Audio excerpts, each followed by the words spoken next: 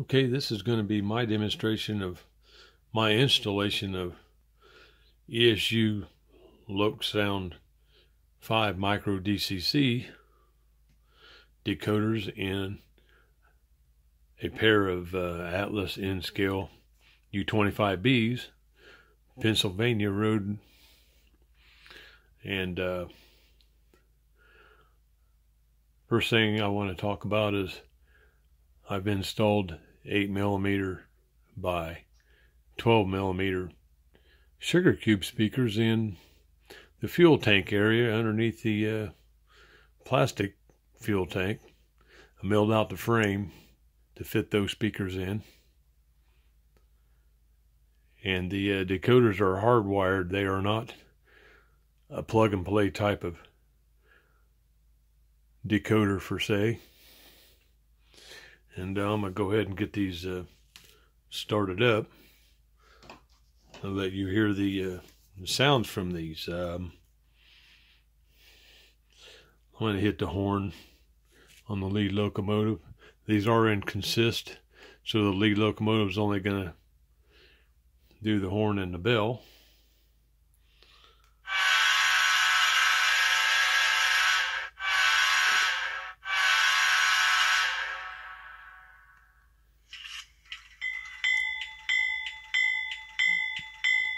The bell and the horn may not be exactly right.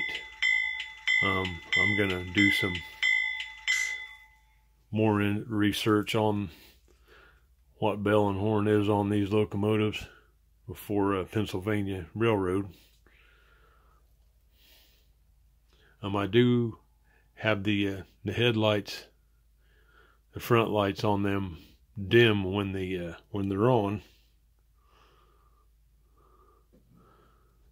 When it's in idle, and then when the locomotives move, then the headlights do brighten back up.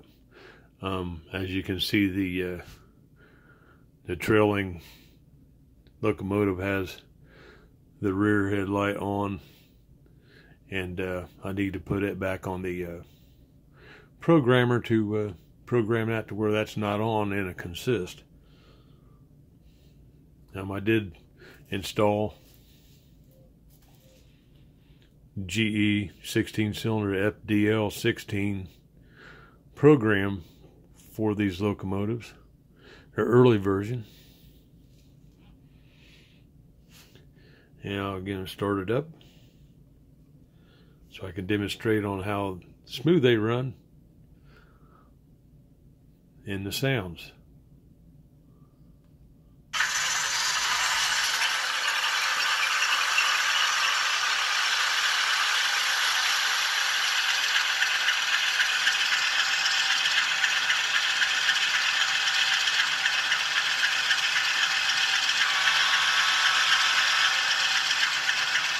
Now this is going to be speed step 1. I'm going to put in speed step 1. Headlight brightens up, starts moving.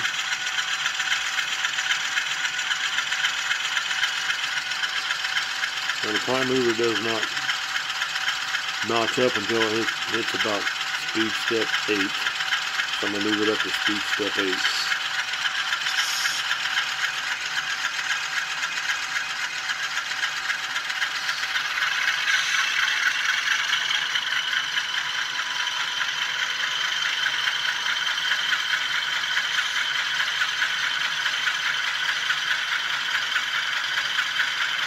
Move it up to the next notch is about speed step 16.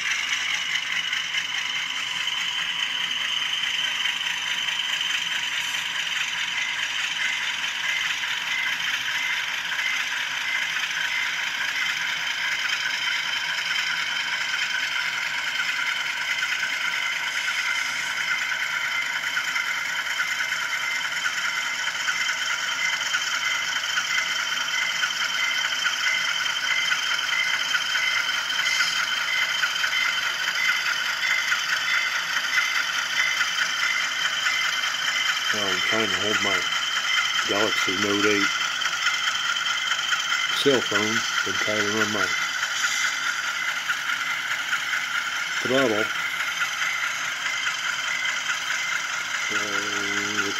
My video might be a little bit jerky a little bit in certain spots. So.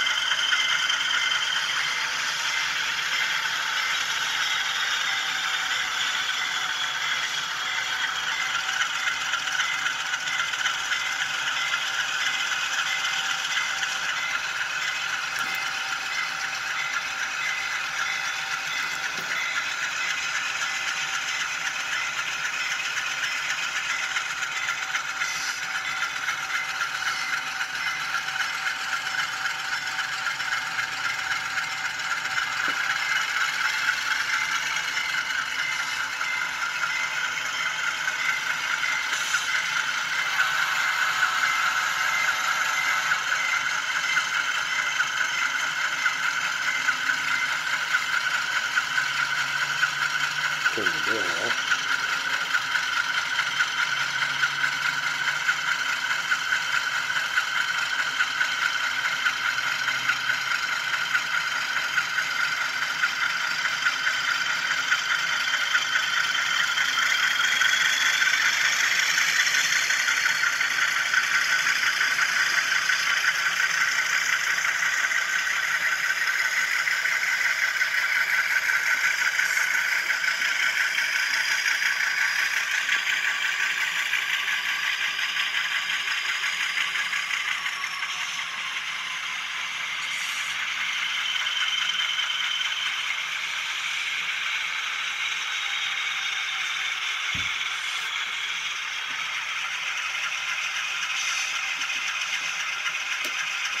There's a switch, bring it back this way.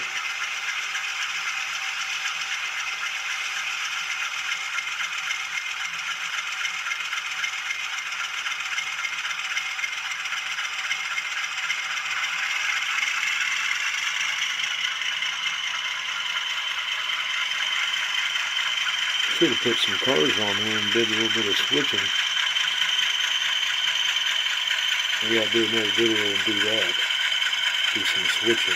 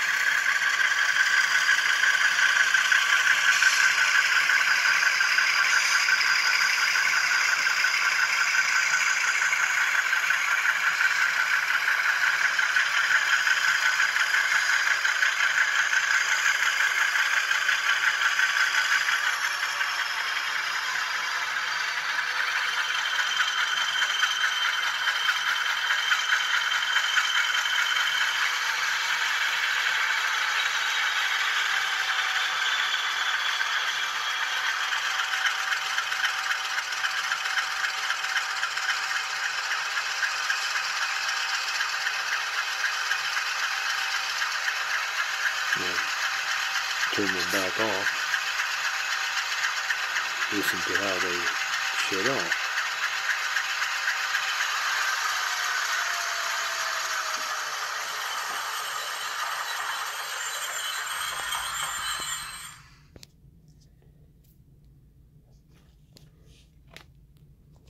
Really like how these decoders sound. They got a lot of volume to them. I think I have the prime movers turned all the way up in the settings. I think I may bring them down just a little bit with the Loke programmer and the like I said, they had programmed the decoders before I put them in the locomotives, and I used a decoder tester that ESU has, and that works out really well. And you can hear the air pressure on these going off while they're sitting still. I'm going to turn these back on.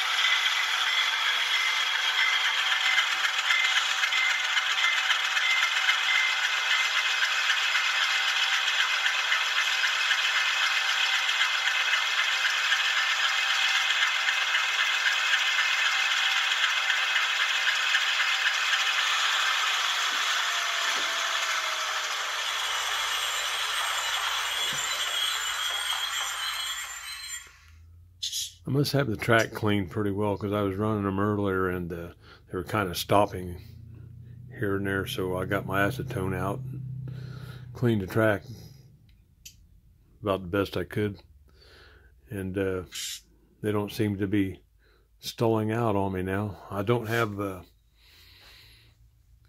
keep alives in them. I didn't install that in these locomotives. I didn't feel like I really needed them.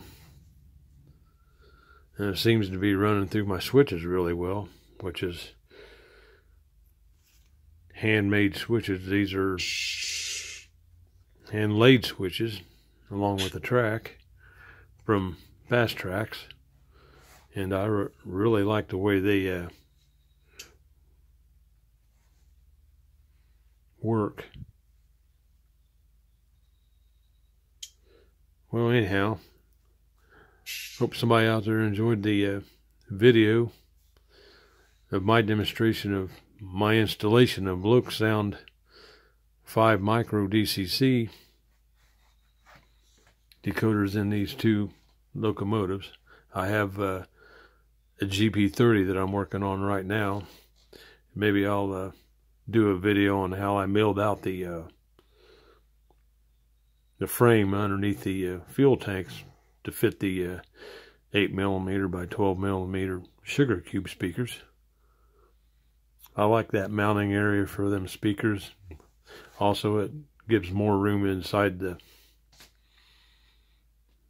where the shell fits over the frame. Not really much room inside in scale, really. Some locomotives you could probably get by with doing so. These two, there was no room for a speaker inside the body shell of the locomotives at all, with the frame and everything. So I think the GEs are a little bit narrower too, through the rear hood than EMDs are, just slightly. Well, everybody, happy model railroading, and hopefully I'll get another video out soon.